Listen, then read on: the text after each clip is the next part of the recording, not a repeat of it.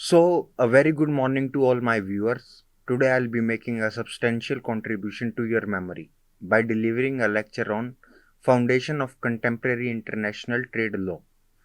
International trade is a multidisciplinary subject which overlaps politics, economics, and most importantly, law.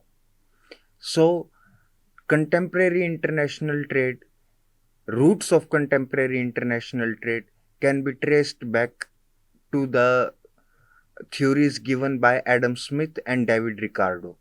Adam Smith is popularly known as the father of economics. Adam Smith gave the theory of absolute advantage, whereas David Ricardo gave the theory of comparative advantage.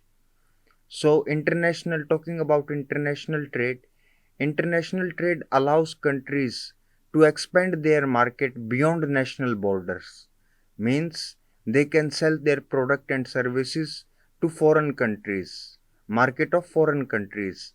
And international trade also allows countries to avail those product and services which are not available in their domestic state or country, or which are very costly in their state.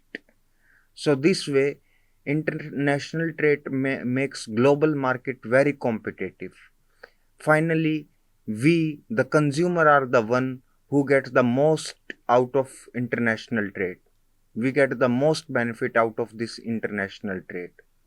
So, if we talk about the foundation, as I already told you, theory of absolute advantage and theory of comparative advantage given by Adam Smith and David Ricardo. They are a foundation, or it can be said they are the roots of contemporary international trade. I will illustrate these theories using a contemporary example of USA and China. During 20th century, I mean to say during complete last century, China, because of its huge population of masses, was able to produce simple products at large quantity, whereas USA, with its intensely specialized labor, expert labor, was able to produce specialized goods and services. So both the countries can export and import these goods with each other. This will help USA to get simple products at cheap rate, and this will help China to buy consumers of China to buy specialized goods or products at cheap rate. This is how these theories influenced contemporary international trade law. Now coming to the founding pillars of contemporary international trade law. The two founding pillars of contemporary international trade law can be categorized as: one is national treatment, the another is most favored nations principle. Now, first coming to national treatment principle. National treatment principle can be described as treating domestically produced good and imported good alike. Means making no discrimination between the product, whether it is produced by domestic industry or whether it is imported by a company which is having its origin and office in a foreign country. So this is how the principle of national treatment works. National treatment finds its place in Article 3 of General Agreement on Trade and Tariff. Now coming to another principle, founding pillar of international trade law, instead contemporary international trade law, is most favored nations principle. Most favored nations principle can be described as when you extend a favor to one country in regard to trade, import or export of product, services or intellectual property or investment, you have to extend the same favor to all the member countries of World Trade Organization. That is most favored nation principle of World Trade Organization and its history. World Trade Organization and its history can be navigated down from 1944, when Bretton Woods conference took place. Bretton Woods Conference was supposed to give birth to three institutions. One, International Monetary Fund. The second is International Bank of Reconstruction and Development, which is popularly known as World Bank. Third is International Trade Organization. But due to non-consensus of participating members, International Trade Organization didn't came into existence. So, General Agreement on Trade and Tariff came into existence in the year 1948, and it this agreement functioned as a de facto organization till World Trade Organization came into existence. That is almost 5 decades, 50 years, because World Trade Organization came into existence on January 1st, 1995. There are 164 members of World Trade Organization. I mean to say 164 countries are member of World Trade Organization. So this is how international trade works.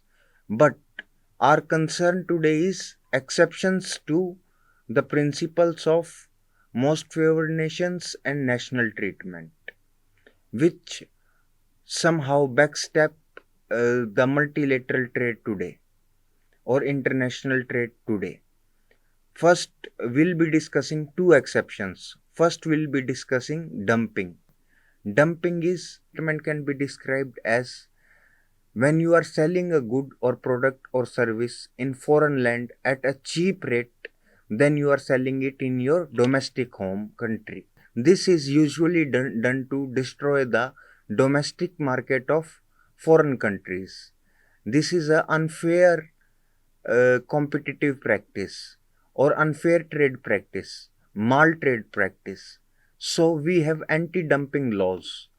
Anti-dumping law can be traced down under Article 6 of General Agreement on Trade and Tariff. And we also have anti-dumping agreement, which restricts such kind of unfair trade practices.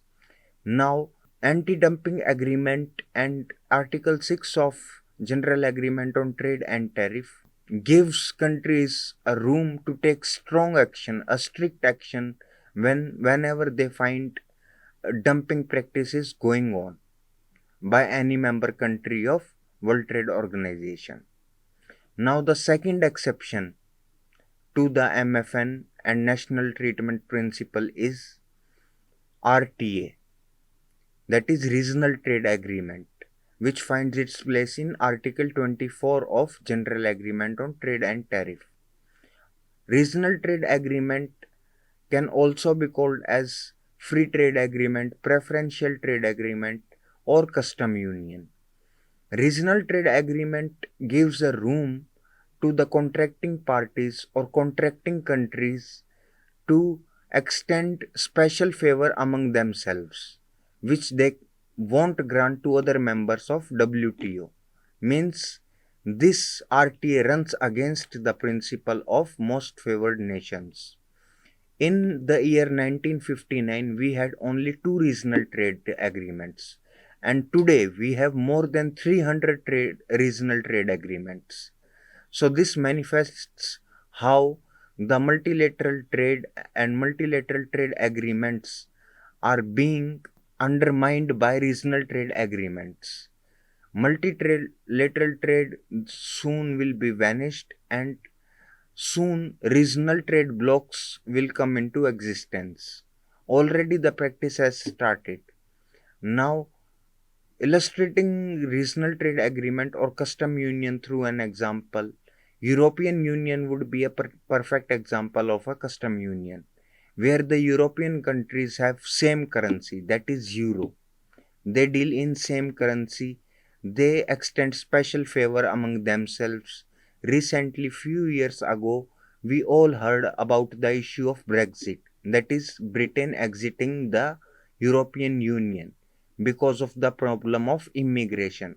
Because European Union allows the citizens of its countries to roam without any restrictions into the countries, member countries of European Union.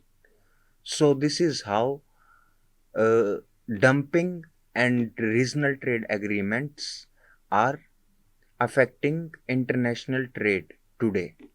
And these are the concerned laws about international trade, and laws which are restricting these unfair trade practices or mal-trade practices. So this is all for today, and in next lecture we'll further talk about international trade law. But at last, I just want to remind you that being a law student or being a law teacher, we give less emphasis on international trade law in comparison to other laws like criminal law, civil law, law of property, ADR. We give less emphasis on international trade law, whereas international trade law has great number of job opportunities, great number of uh, great profit making area. So we must give equal emphasis on international trade law as we give to other legal subjects. Thank you very much.